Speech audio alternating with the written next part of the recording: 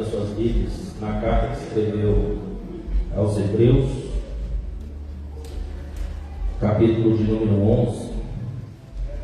Vamos estar lendo o verso de número 7, a parte A desse versículo.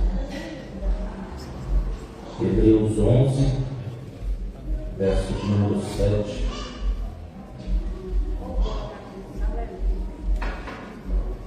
Parte A. A palavra de Deus diz assim: pela fé, Noé, divinamente instruído acerca de acontecimentos que ainda não se viam, e sendo temente a Deus, aparelhou uma arca para a salvação da sua casa. Todos possam dizer amém? Amém. Eu quero convidar vocês nessa noite, meus amados, a estarem cumprimentando seu irmão aí que está ao seu lado e faça uma pergunta para ele. Pergunte para o seu irmão aí: você quer viver o sobrenatural de Deus nessa noite?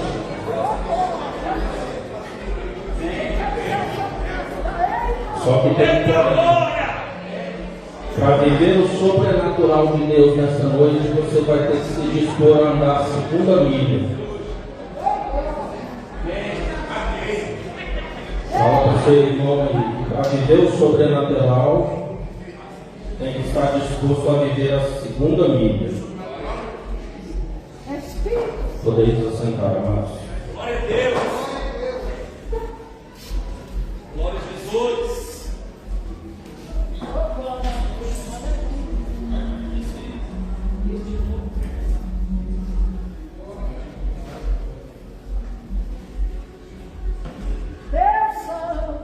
Esse versículo bíblico retrata a história de Noé, que vai se passar lá em Gênesis capítulo 6, onde Deus fala com Noé para que ele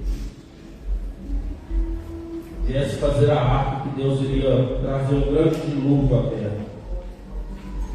Naquela época de Noé, as pessoas viviam um momento muito difícil. A palavra vai dizer que Deus estava extremamente entristecido com o ser humano, porque eles eram maus e tinham se corrompido. E aí Deus atribui a Noé a responsabilidade de construir uma arca. E aí eu quero começar essa mensagem te fazendo uma pergunta nessa noite. Você já parou para pensar nas responsabilidades que Deus já atribuiu a você? Você já pensou nas responsabilidades que Deus atribuiu para você individualmente?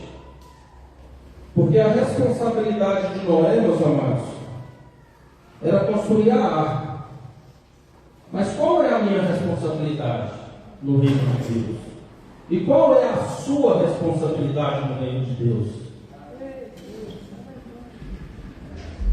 A gente pode pensar em diversas coisas, mas eu não estou falando do cotidiano, eu não estou falando em levantar, em se alimentar. Eu estou falando daquela responsabilidade que Deus colocou no seu coração para desempenhar no reino dele. Eu estou falando daquela responsabilidade que faz a diferença no reino de Deus. Aquela responsabilidade que Deus está contando com você para desempenhar no reino dele. Como que você tem desempenhado essa responsabilidade? Se a gente for parar para pensar, o ser humano precisa hoje em dia de 4 coisas para sobreviver. Ele precisa de ar, precisa de água, precisa de alimento e, infelizmente, ele precisa de uma pessoa para ele colocar a culpa. Não, senhor, a culpa não foi minha, não. A culpa foi do pastor André, que ele não me deu o recado. O ser humano hoje, ele precisa de alguém para ele culpar ou atribuir a culpa daquilo de errado que ele fez. Só Só que, infelizmente, meus amados, isso não começou agora. Isso vem desde o Éden. Se nós formos ver lá quando o homem caiu, quando Adão caiu com Eva, Deus chega para Adão e fala: Adão, o que você fez, Adão? O que você aprontou, Adão? Adão vira para Deus e já coloca a culpa em Deus.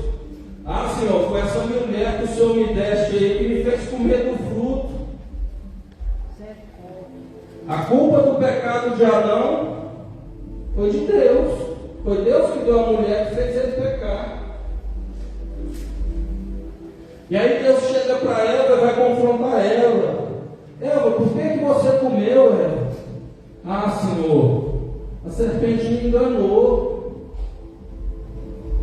Eles não tiveram a capacidade nem de assumir o erro e a responsabilidade deles, meus amados. E quantas vezes nós também estamos fazendo isso? Nós cantamos que queremos viver o sobrenatural de Deus, nós cantamos que queremos ver Ele fazer de novo, mas na hora do pega para capar mesmo, a gente foge da responsabilidade que é atribuir a culpa a alguém. Eu não fiz porque fulano não me avisou, eu não fiz porque eu estava cansado, eu não vim porque eu já tinha um outro compromisso.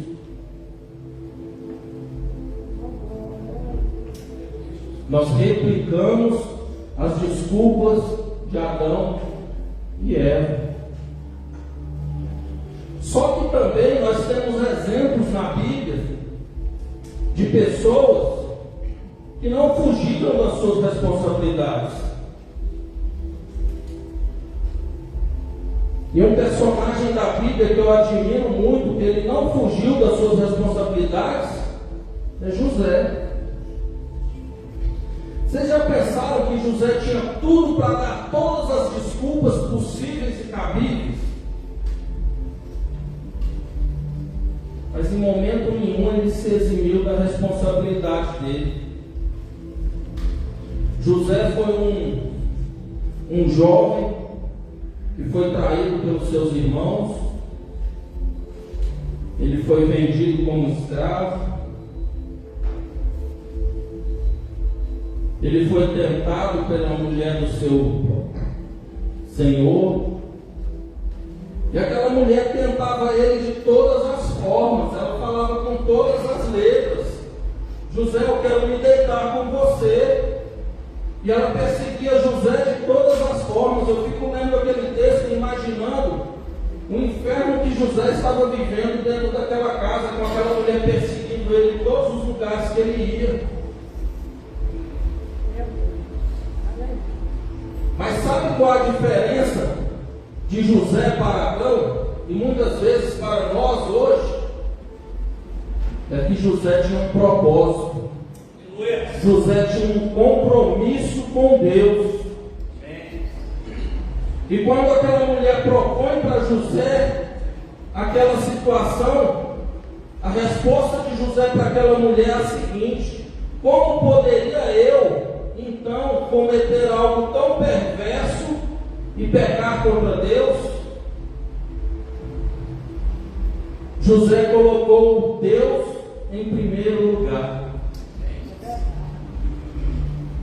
José poderia ter todas as desculpas: eu estou aqui sozinho, eu não tenho meu pai, eu não tenho minha família, eu estou numa solidão danada aqui, não tem ninguém que goste de mim, essa mulher quer me dar carinho, o meu pastor não está aqui para saber o que eu estou fazendo, ninguém vai saber, ninguém vai ver, ela não vai contar para ninguém.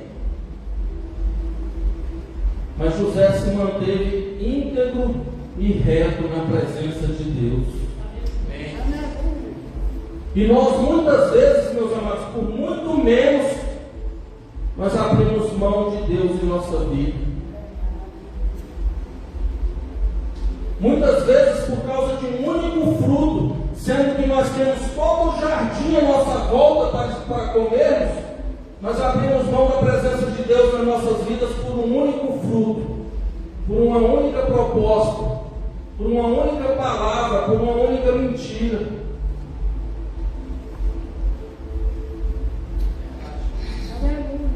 Mas o que é que nós aprendemos, meus amados, com a história de Noé? O que é que a palavra de Deus vai nos ensinar com a vida de Noé? A palavra de Deus vai nos ensinar, em primeiro lugar, que independente das circunstâncias, Deus nos conhece. Deus sabe quem somos e qual a nossa capacidade. Quando nós vamos lá para Gênesis, capítulo 6, quando Deus se apresenta a Noé, a palavra vai dizer que no verso 8 vai dizer assim, ó: porém Noé achou graça diante de Deus. Em meio a um mundo totalmente corrompido, em meio ao lamaçal do pecado, em meio a pessoas extremamente maldosas que estavam fazendo mal naquela região, Deus achou graça diante de Noé. E o verso 9 vai dizer assim: eis a história de Noé. Noé era um homem justo e íntegro entre os seus contemporâneos. Noé andava com Deus. Diferente, meus amados, de todos aqueles homens que estavam vivendo ali na época de Noé, Noé era um homem que, quando ele dava a palavra dele, ele cumpria. Noé era um homem que ele era fiel à sua esposa. Noé era um homem que ele não passava ninguém para trás, nem era desonesto, porque ele andava com Deus. Ele era reconhecido no meio dos seus contemporâneos como um homem justo e íntegro. É o que a palavra nos diz. Em meio a todo aquele caos que estava sendo vivido naquela época, Noé era visto diferente. Aleluia! E nos dias de hoje, como o seu colega da escola, como o seu amigo do trabalho reconhece você? Você só é mais um na multidão? Ou você é aquele que, quando chega, a rodinha que está fazendo piada escarnecedora tem que se silenciar, porque a sua presença impõe isso? Você é só mais um na multidão, ou você é aquele que, quando chega, o pessoal fala: vamos mudar de assunto? E o Arnaldo está chegando. Quem somos nós, meus amados, nessa geração? Nós somos como José, como Noé, ou temos sido como Adão e Eva, apresentando desculpas e culpados para Deus das nossas mazelas? Essa é a primeira coisa que esse texto nos ensina. Que em meio às circunstâncias, em meio a toda aquela situação adversa que Noé vivia, ele não se deixou corromper. Ao invés disso, ele se manteve íntegro e obediente a Deus. Em meio a toda aquela maldade, em meio a toda aquela corrupção, Noé perseverou na sua integridade. Noé foi um homem que Deus achou graça diante dele. Deus conhecia o coração de Noé e a intenção de Noé naquele lugar. E aí Deus atribui a Noé uma responsabilidade gigantesca. A responsabilidade de reiniciar a história. Você já pensou nisso? Noé foi o homem que reiniciou a história da humanidade.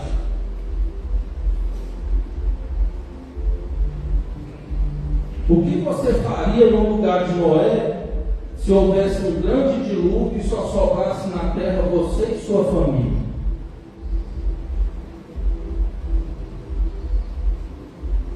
Qual seria a sua postura diante dessa situação?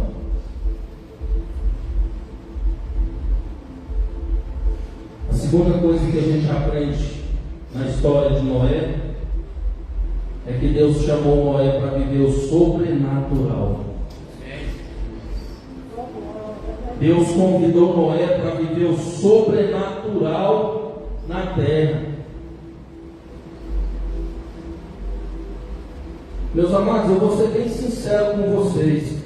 Eu não sei como eu me comportaria se Deus hoje chegasse para mim e falasse assim: vamos lá, constrói uma arca, que vai vir um grande dilúvio, só vai sobrar você e sua família. Se coloca no lugar de Noé por um segundo, meus amados. Hoje nós temos a Bíblia, hoje nós temos toda a história, nós conhecemos Jesus, nós conhecemos a Deus. Mas naquela época, o que Noé sabia de Deus era da história dos seus antepassados. E alguns deles não tinham nenhum histórico muito bom com Deus. A gente vai ver na Bíblia que quem tinha uma comunhão maior com Deus era Enoque. Aí vem mais 3 gerações e chega em Noé. E a Bíblia vai dizer que Noé também era um homem íntegro e justo que estava na presença de Deus.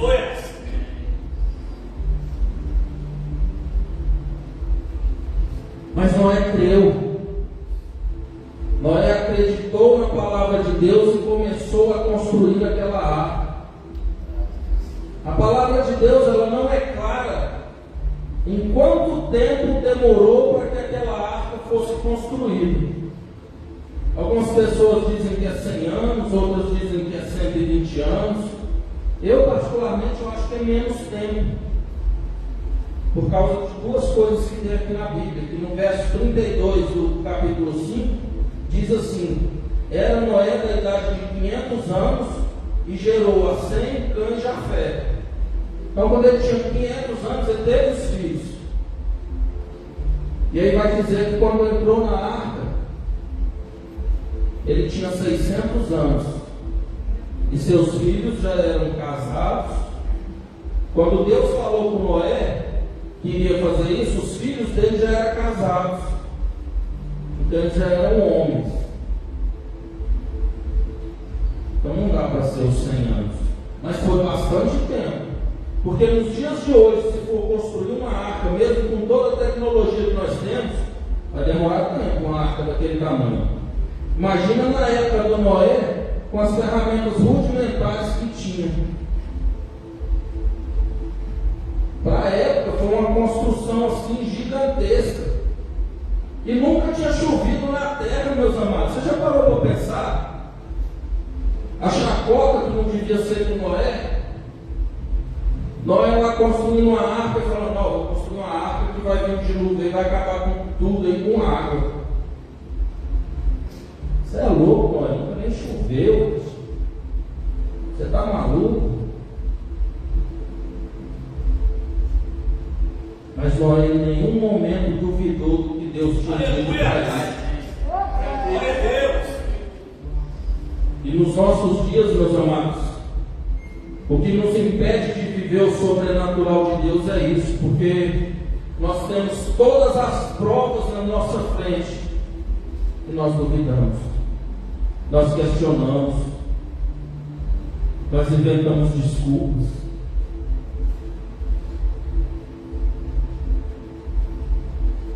Deus não nos chama para que nós possamos atribuir a responsabilidade a terceiro. Quando Deus te dá uma responsabilidade, faz você, não passa para o outro não. A responsabilidade é sua.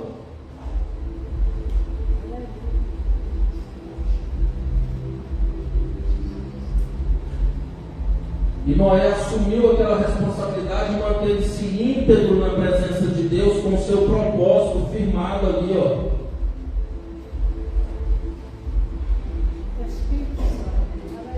Para nós vivermos o sobrenatural de Deus, meus amados, nós temos que tomar uma decisão se nós vamos confiar em Deus ou confiar nas nossas próprias forças e no nosso conhecimento. Para viver o sobrenatural de Deus, nós temos que esquecer as nossas convicções e confiarmos 100% em Deus. Todos os homens que experimentaram o sobrenatural de Deus e mulheres na Bíblia Eles fizeram isso, eles abriram mão das suas convicções e se jogaram, se lançaram na palavra de Deus. Vocês lembram da história de Pedro? Quando ele estava naquele barco e Jesus vem caminhando nas águas, e Pedro chega e fala assim: Senhor, se és tu, permita que eu vá até aí. E Jesus falou: vem. E enquanto Pedro acreditou em Jesus e confiou 100% em Jesus, ele se manteve caminhando nas águas. Mas quando Pedro se voltou para o conhecimento e as convicções dele, ele começou a afundar. Levando em consideração a humanidade, quem tinha mais conhecimento a respeito do mar? Pedro ou Jesus? Pedro era um pescador, ele vivia no mar. Ele sabia que o homem não tinha condições de andar sobre as águas. Jesus era só um marceneiro. Jesus não entendia nada de pesca aos olhos humanos. E quando Pedro puxou para suas convicções de pescador, ele falou: peraí, mas o homem não consegue andar nas águas. E ele começou a afundar. Quando ele duvidou da palavra de Deus, ele começou a afundar.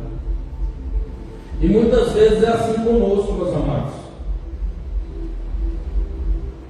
Deus coloca algo no nosso coração, Deus nos motiva a dar o primeiro passo, mas quando nós começamos a trilhar o caminho, a gente começa a questionar as nossas convicções, as nossas verdades ocultas, e a gente desvia do foco que é Cristo. E aí a gente começa a afundar. Muitas vezes nós deixamos de experimentar o sobrenatural de Deus, porque nós não confiamos naquilo que Ele propõe no nosso coração.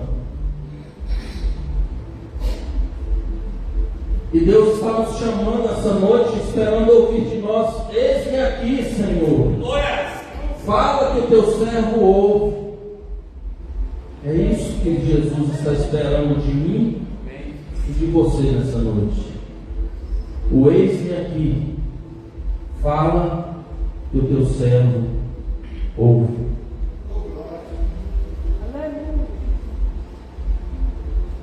E a terceira coisa, meus amados, que o Espírito Santo colocou no meu coração a respeito da vida de Noé, é que tudo que nós formos fazer para Deus, nós temos que fazer com excelência. Quando nós formos fazer algo, nós temos que caminhar aquela milha extra que Jesus ordenou. Nos tempos de Jesus tinha uma lei romana que dizia o seguinte: se qualquer soldado chegasse para um judeu e falasse: pegue as minhas coisas e caminhe uma milha, era obrigado a caminhar. Você podia estar fazendo o que estivesse. Se aquele soldado chegasse para você e falasse: Júnior, pega minhas tralhas aí e vamos comigo uma milha, era lei, você era obrigado a caminhar. E os judeus tinham a maior raiva dessa lei, porque muitas vezes estavam trabalhando ali nos seus afazeres, chegava um soldado: pega minhas coisas, uma milha. E aí Jesus chega para aqueles homens que ele está ensinando e ele fala assim: se eles te pedir para andar uma milha, vai 2. Se eles quiserem que você cumpra a lei deles, mostra o amor de Jesus na vida deles, e vai 2. E nós hoje em dia nem uma milha estamos caminhando. Muitas vezes hoje nós nem uma milha estamos caminhando. E quando eu estava pensando nesse versículo, meus amados, o Espírito Santo colocou no meu coração um texto que a princípio não tem nada a ver com milha. O Espírito colocou no meu coração a parábola das 10 virgens. E sabe o que ele falou no meu coração? Ivomar, ultimamente nós somos aquelas 10 virgens nécias. As 10 virgens saíram de casa para esperar o noivo. As 10 virgens tinham lamparinas. As 10 virgens estavam com as suas lamparinas abastecidas de azeite para andar 1 milha. Só que tinham 5 virgens que estavam dispostas a caminhar a 2ª milha. Elas levaram também um jarro de azeite e falaram assim: vai que tem um imprevisto, vai que tem um engarrafamento, o noivo se atrasa, vai que acontece alguma coisa e passa do tempo que a minha lamparina vai se manter acesa.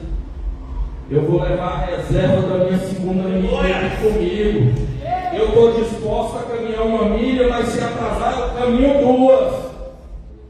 Não vai ser por falta de azeite que eu não vou me casar.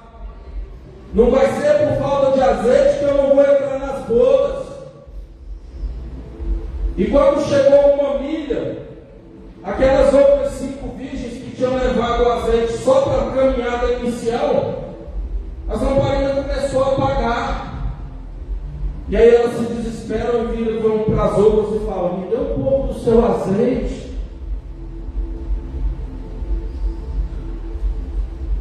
E aquelas virgens que estavam preparadas para caminhar a 2ª milha se levantam e falam assim: negativo.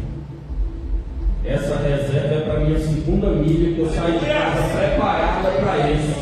Vai buscar a sua. E o noivo chega e leva aquelas 5 virgens que estavam dispostas a caminhar a 2ª milha. Meus amados, muitas vezes nas nossas vidas, no nosso dia a dia, nós não temos caminhado nem 1 milha direito. Muitas vezes no nosso trabalho nós somos cristãos, nós somos o pior exemplo da empresa. Nós chegamos atrasados, queremos sair mais cedo. Quando Jesus chega e fala: caminha a 2ª milha, chega 10 minutos antes, vai embora 1 hora mais tarde se precisar. O patrão te pede para fazer algo diferente da sua rotina, você vira para o patrão e fala: mas isso não é minha obrigação fazer. Quando Jesus está falando para você: faz a 2ª milha, faz isso aí, ainda limpa a sua mesa. Mas nos dias de hoje nós não estamos dispostos a caminhar a 2ª milha.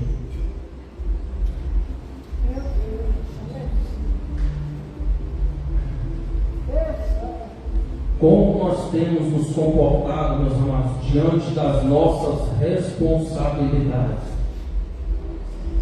Noé, quando Deus atribuiu para ele aquela responsabilidade, ele falou: eis-me aqui, Senhor, eu vou fazer a arca e vou caminhar minha 2ª milha. E com nós? Como está a nossa lamparina?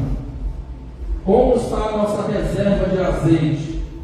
Nós saímos de casa com a lamparina e a botija, ou a gente saiu só com a lamparina confiando que é o suficiente?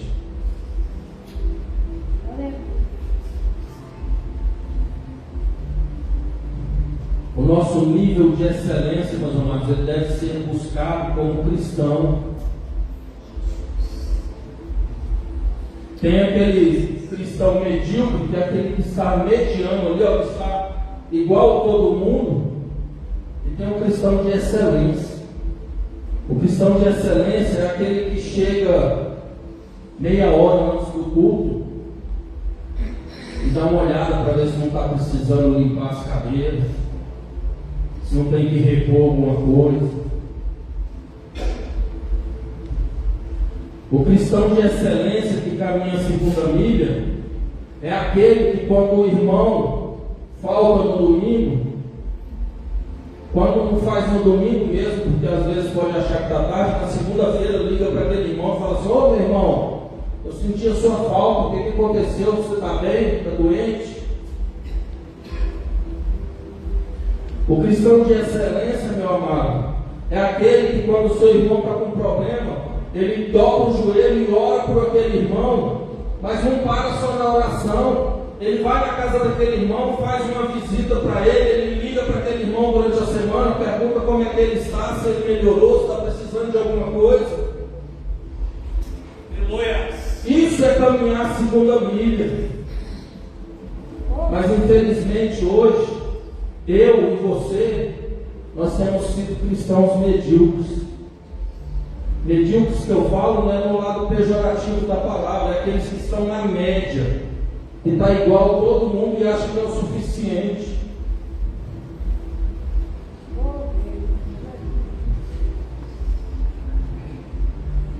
Muitas vezes nós estamos deixando a desejar no nosso trabalho. Outras vezes nós estamos deixando a desejar em casa.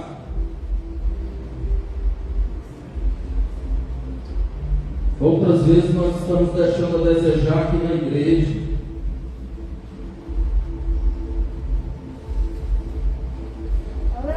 E aí você me pergunta, mas Ribomar, o que é que eu posso fazer para caminhar essa milha extra? O que as pessoas estão esperando de você, meus amados? Dobra o resultado. Se o seu chefe está esperando de você entregar uma planilha amanhã, entregue a planilha com a solução daquele outro problema que ele não sabe como resolver.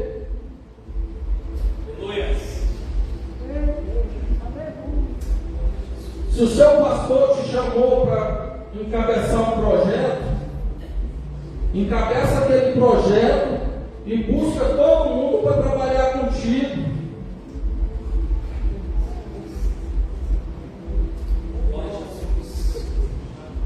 Se você se dispôs a evangelizar alguém, evangelize aquela pessoa, mas não evangelize só uma vez. Tenha contato, busque rotina com aquela pessoa de evangelismo.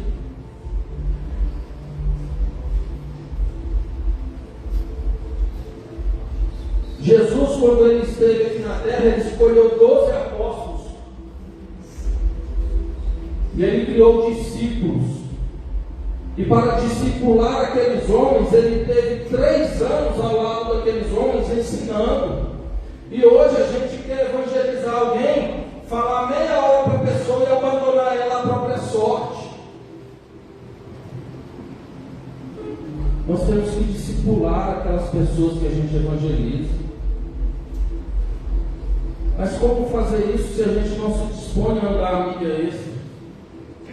A gente está revoltado porque tem que andar uma, quanto mais 2.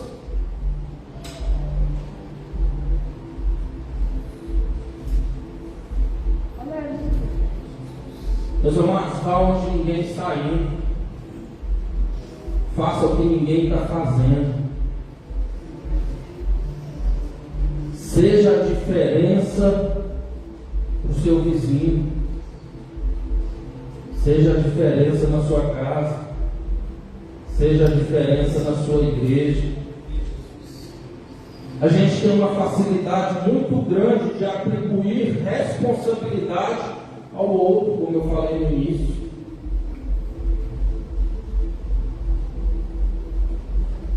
Eu gosto muito daquela igreja, mas o pessoal lá não evangeliza. E você evangelizou quem? O pastor André é muito gente boa, mas ele nunca me fez uma visita. E você algum dia pelo menos ligou para ele? Aquele seu irmão que esteve aqui pedindo uma oração, que estava doente ou que estava com algum problema, você orou por ele alguma vez e você ligou para ele perguntando como ele estava precisando de alguma coisa? Nós somos muito bons, meus amados, muito bons para apontar o dedo para o outro e atribuir a responsabilidade. Mas nós temos uma dificuldade tremenda de assumir a responsabilidade para nós mesmos e resolver o problema. E é disso que Deus quer falar conosco nessa noite. É isso que o Espírito Santo quer nos dizer nessa noite. A responsabilidade que é atribuída a você não é o outro que vai fazer, a responsabilidade é sua. A milha extra, quem tem que caminhar é você.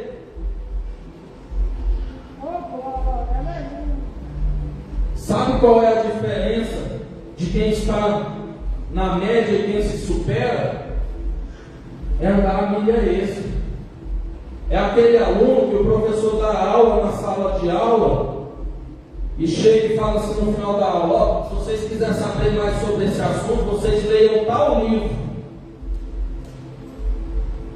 Aquele da milha extra vai procurar aquele livro, vai ler e vai saber mais do que os outros que não vão ler.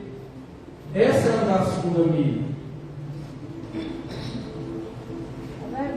Ser um cristão que anda a segunda milha, meus amados, é se disponibilizar, é ser servo, é servir a Deus, é tomar a cruz e seguir. Hoje em dia prega-se um evangelho muito fácil, um evangelho aí que só alegra o ego do ser humano. Mas eu nunca vi Jesus Cristo ensinar o que pregam hoje. O ensinamento de Jesus é: não anda só uma milha, anda duas. Pega a sua cruz e siga-me. Você vai passar por provação, não vai ser fácil não. A porta de entrada é estreita. E se nós quisermos, naquele grande dia, meus amados, como aquelas 5 virgens, entrar nas bodas do Cordeiro, nós vamos ter que aprender a andar a segunda milha. Nós vamos ter que sair de casa com a nossa lamparina, mas também com a botija de azeite do lado. Porque senão vai acontecer igual as outras 5, que quando voltaram a porta já estava fechada. E elas falaram: Senhor, abre a porta. E lá de dentro ele diz: não vos conheço. A palavra de Deus diz que muitos naquele grande dia dirão: eu preguei, eu expulsei demônios, eu ajudei pessoas em teu nome. E Jesus dirá: apartai-vos de mim, malditos, porque eu não vos conheço. Meus amados, que nós não sejamos um desses. Não seja enganado dentro da igreja. Não se engane. Tome a sua cruz e ande. Jesus nessa noite está te convidando a mudar a sua postura, a mudar a sua rotina, a mudar o seu jeito de viver. E eu quero te convidar nesse momento, nós já estamos encerrando, a fazer uma reflexão. Qual a sua responsabilidade no reino de Deus? O que Deus colocou na sua mão para fazer? Qual o seu chamado? Ivone, eu não descobri meu chamado não. A única coisa que eu sei fazer é orar. Então o seu chamado é orar, meu amado. Ore pelas pessoas. Não adianta nada, meus amados, ter capacidade e não estar disposto a servir.